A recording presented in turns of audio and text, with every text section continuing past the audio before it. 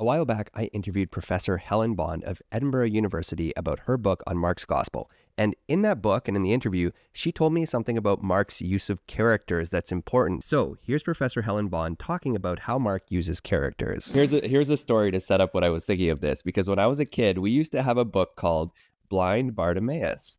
And it was this really nice story about Blind Bartimaeus, who lives in his house and gets up in the morning and puts on his clothes and goes out to beg as he does every day.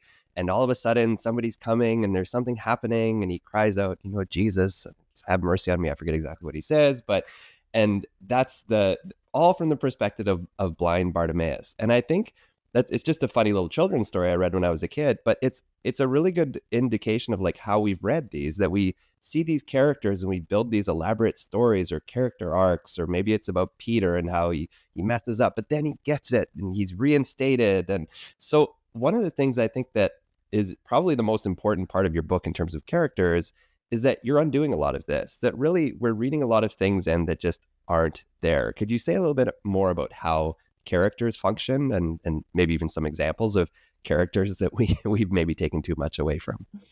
Yeah, well, I know. Yeah, so like as you say, this is a very different way of reading it, and perhaps I accept a way that people may not be very keen on. They may prefer the way that you've just outlined, and you just need to look at The Chosen, all of those backstories that that's kind of the approach you've just said on sort of steroids, isn't it?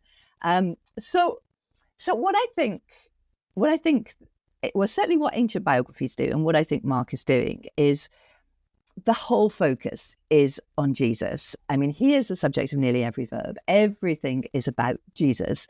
On the rare occasions when it's not about Jesus, you look at it again and think, actually, that is about Jesus.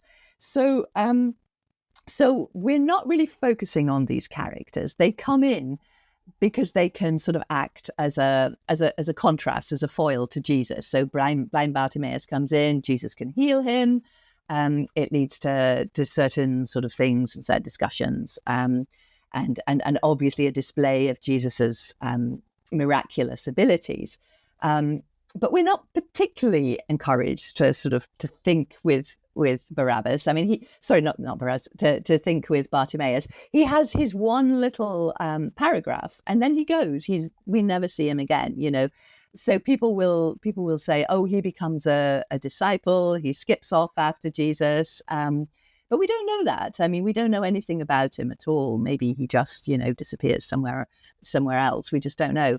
And we get lots of characters like that. Lots of characters come into one episode, one anecdote, and then they go, and that's it. So I do think that's very different to the way we normally think about them. And maybe it's human nature, and maybe that's perfectly fine to kind of think, around these characters a little bit more, and to give them more of a backstory, to give them more sort of agency in their own stories. But I think by and large, that's not primarily their function in the gospel. Primarily, they're just there to enable Jesus to show you what he can do. Yeah. The word that I thought of was props. I don't know if that's the right word, but they're almost just props. Yeah. Exactly. Yeah. I think that's right. I mean, clearly in the case of someone like Blind Bartimaeus, where we're given a name as well. The name means sort of son of honor or something like that, and we're told that he's got this sort of grubby shawl or cloak thing, and we've got a few little details about him. So maybe we are invited to kind of to picture the scene a little bit and to imagine what it's like. I mean, Mark is very good at bringing things to life with just a few little details here and there, but I think. And this is one of the things that Richard Burridge always says. He made his name by telling people the Gospels were about Jesus, and I kind of think about that quite often too. That the focus is so much on Jesus. And sometimes I think we just kind of get a little bit blasé about that because we're so familiar with these texts. We're sort of tell me something else, tell me something about some of these other characters. But and the most ambiguous characters of all, I think, are the disciples. And what's interesting about them is that they're not just confined to one paragraph, but they stretch out throughout the whole of the gospel. And then, of course, people start to say, well, okay, so what's the narrative arc of the disciples? And it doesn't look very good, because they start off all right, then they start asking questions all the time, and then they run away at the end, and that's not good. But again, if you sort of shift the focus and say, well, actually, there are sort of three phases. In the early phase, the disciples are props to allow us to see Jesus as an effective teacher who gets a crowd of followers, and their purpose is to be read to disciple. And then you move into the central section, which is all Jesus's teaching, which is complicated, hard stuff. Deny yourself, be the last, be the servant of everyone. That's not an easy message. And of course, they're asking lots and lots of questions in that section, because then Jesus can carry on and tell you a bit more. And then when it comes to the last bit, although Jesus's death, I think, is to some extent a model for other people, there's also a sense in which Jesus has to die alone. And so, of course, the disciples are going to go. They're going to leave Jesus on his own.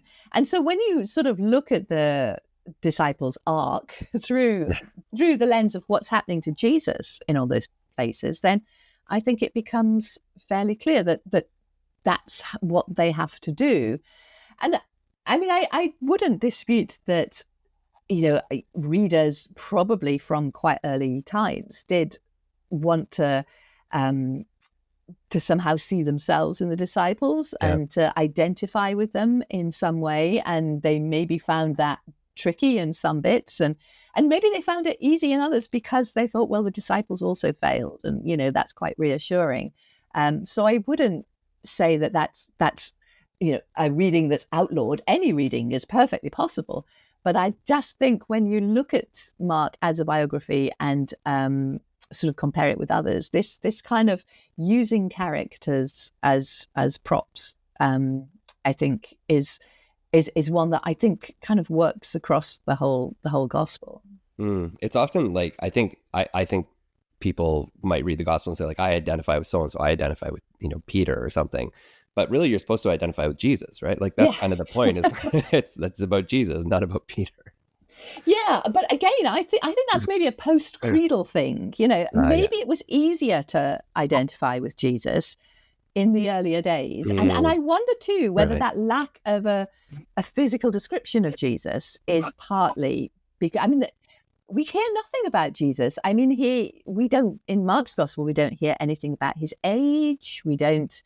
I mean, he's a man. We know he's a man, but we don't hear about a wife or a family or anything like that. I mean, there's something very sort of untied down about Jesus. We don't know what he looks like, anything like that. And I wonder whether that's part of this thing that biographies do, which is to kind of rub away anything that's too idiosyncratic, because what they're essentially wanting is for people to kind of to follow the hero, to model their lives on the life of the hero. And that's a lot easier to do if the hero isn't too specific. Let's talk a little bit about contrast and about kind of the way that Mark sets up different dualities. And there's a few different ways of doing this. One is synkresis. So it's the kind of comparing two stories to each other by kind of interweaving them.